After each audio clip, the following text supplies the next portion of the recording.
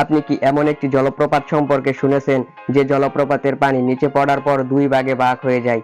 এক ভাগ তো নদীতে গিয়ে মিশে, কিন্তু আরেক ভাগ একটি আগ্নেয় শিলার গর্তে প্রবাহিত হয় এবং এই গর্তে প্রবাহিত হওয়ার পর এই পানি কোথায় চলে যায় তা আজ পর্যন্ত বিজ্ঞানীরাও বের করতে পারেনি।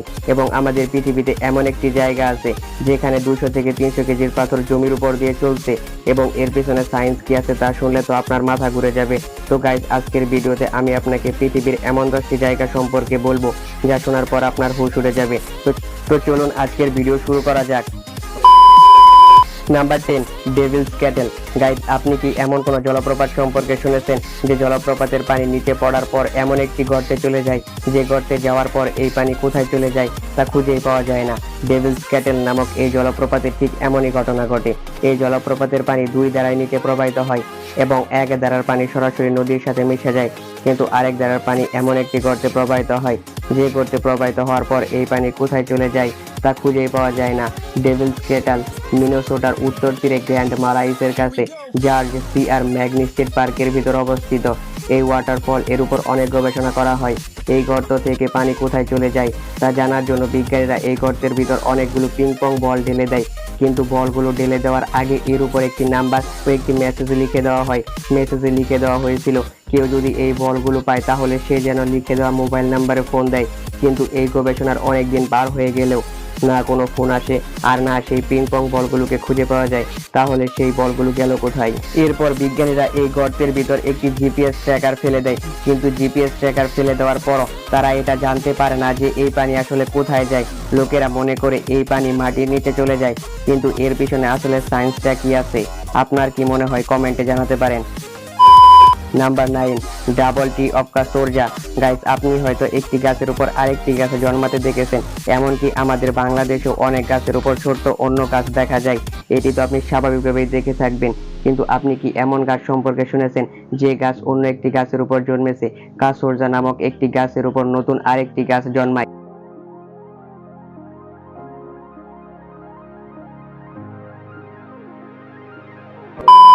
Number 8, sea of stars. Guys, এটা দেখার পর তো আপনার মাথা ঘুরে যাবে। মালদ্বীপের বিচে এই ব্লু লাইট দেখা যায়। এটা দেখে এমন মনে হয় যেন এই পানির মধ্যে সেন্সর লাগিয়ে দেওয়া হয়েছে। পানির মধ্যে যখনই পা হাত লাগানো হয় তখনই সেখানকার পানি নীল কালারের গ্লো করতে থাকে। এই দৃশ্য দেখতে খুব সুন্দর লাগে, কিন্তু এই পানির মধ্যে এমন কি আছে যার ফলে এই পানিতে নীল আলো জ্বলে? এই পানিতে রয়েছে বায়োলুমিনেসেন্ট। এটি পানিতে থাকা এমন একটি ছোট ব্যাকটেরিয়া যেটা পানির নড়াচড়ার সাথে গ্লো করে।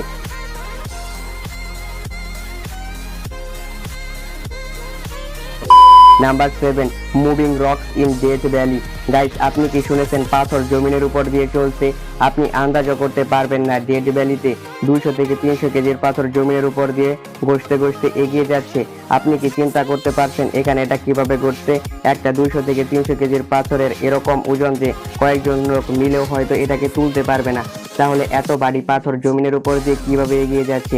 তো গাইস, এর পিছনের সায়েন্স জানলে আপনি নিশ্চিত অবাক হয়ে যাবেন।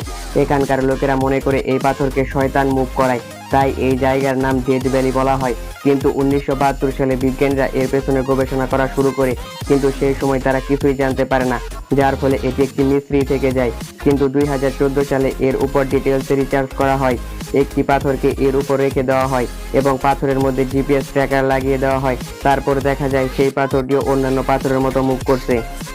তারপর বিজ্ঞানীরা ভালোভাবে গবেষণা ও অ্যানালাইসিস করার পর জানায় এই যে পাথরের জায়গাটুকু আছে, এই জায়গা দিনের বেলা প্রচুর গরম থাকে, কিন্তু রাতের বেলা অনেক ঠান্ডা হয়ে যায়, যার ফলে ওই নাভাল জমিতে বরফের চাদর জমে, যার ফলে অনেক সময় বরফের প্লেটগুলি পাথরগুলিকে ঠেলে নিয়ে যায় হাওয়ার সাহায্যে, যার ফলে হাওয়া দিক পরিবর্তন করায় পাথরগুলিও দিক পরিবর্তন করে এবং এই পাথর 1-2 কিলোমিটার পর্যন্ত এগিয়ে যায়।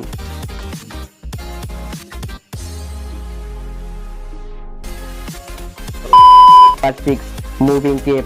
গাইস, এটি আমাদের পৃথিবীর এমন একটি রহস্যময় গুহা যা আজ থেকে 5.5 মিলিয়ন বছর আগে খুঁজে পাওয়া যায়।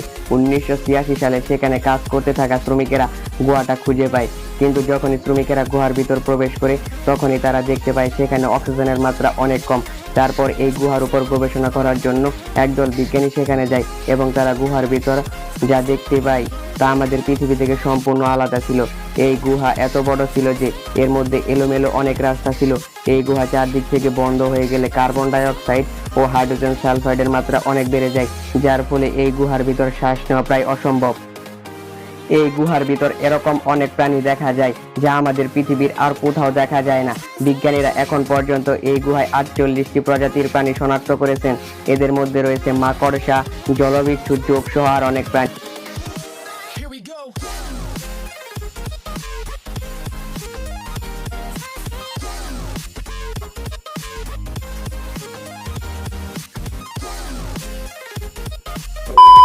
Number 5, boiling river. গাইস, আপনি কি এমন কোন নদী সম্পর্কে শুনেছেন যে নদীর পানি সব সময় ফুটতে থাকে?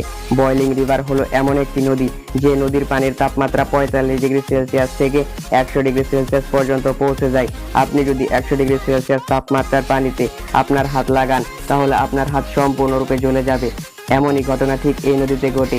এই নদী অ্যামাজন জঙ্গলের ভিতর অবস্থিত। যদি কেউ এই নদীর পানির ভিতর পড়ে যায় তাহলে তার মৃত্যু নিশ্চিত। এই নদীর পানি এত গরম কিভাবে হলো তা আজ পর্যন্ত বিজ্ঞানীরাও খুঁজে বের করতে পারেনি। কিছু লোক মনে করে এই নদীর কাছে হয়তো কোনো ভলকেনো আছে যার ফলে এই পানি এত গরম, কিন্তু এই নদীর কয়েকশো কিলোমিটার পর্যন্ত কোনো ভলকেনো নেই। না, এই নদীর কাছে এমন কোনো গ্যাস পাওয়া গেছে যা এই নদীকে উত্তপ্ত করতে পারে। এই নদীর পানি এত গরম কিভাবে হয় তা আজ পর্যন্ত একটি রহস্য হয়ে আছে।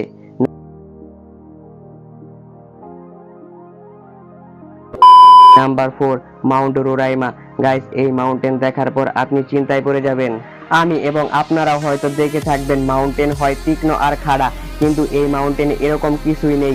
এই মাউন্টেন সমতল এবং সাইড থেকে কাটা মনে হয়, কিন্তু এত বড় মাউন্টেন তো হাত দিয়ে কাটা অসম্ভব। কিন্তু এই মাউন্টেন দেখে এরকম মনে হয় যেন কাটা হয়েছে।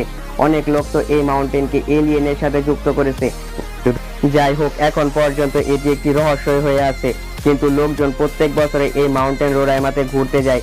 এই মাউন্টেন থেকে চারপাশের দৃশ্য দেখতে অনেক সুন্দর লাগে এবং এই মাউন্টেনে দাঁড়িয়ে আপনার এরকম মনে হবে যেন আপনি মেঘের উপর দাঁড়িয়ে আছেন।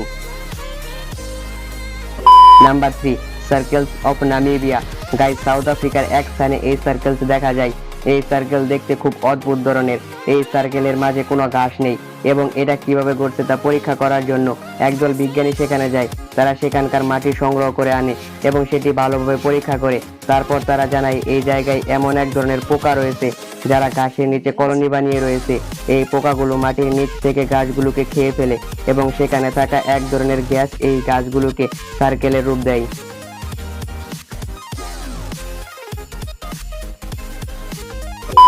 Number 2, great blue hole. Guys, বেলজিয়ামের সমুদ্রের মাঝখানে এই ব্লু হোল অবস্থিত। এটা দেখতে খুব ভয়ঙ্কর লাগে। এই ব্লু হোল 318 মিটার লম্বা এবং 124 মিটার গভীর। লোক এই ব্লু হোলের মধ্যে স্কুবা ডাইভিং করার জন্য দেশ বিদেশ থেকে আসে, তাই এই ব্লু হোল এখন টুরিস্ট স্পটে পরিণত হয়েছে। নাম্বার 1, ইশার্স ওয়েলথ আইস কেভ। গাইস, অস্ট্রিয়ায় অবস্থিত এই গুহা 41 কিলোমিটার লম্বা, যা 1879 সালে আবিষ্কার করা হয় এবং 1920 সালে লোকেদের ঘোরার জন্য এই গুহা খুলে দেওয়া হয়। এই গুহার ভিতর সারা বছর বরফ জমে থাকে এবং যখনই এই বরফ গলে যায় তখনই এর নিজে দিয়ে পানির নদী বয়ে যায়। প্রতি বছর এই জায়গায় ঘোরার জন্য প্রায় 2 লক্ষ দর্শনার্থী আসে। তো গাইস, আজকের ভিডিওর কোন জায়গাটিকে আপনার সবচেয়ে বেশি রহস্যময় মনে হয়েছে কমেন্টে অবশ্যই জানাবেন এবং এরকম ভিডিও দেখার জন্য চ্যানেলটি সাবস্ক্রাইব করে দিবেন।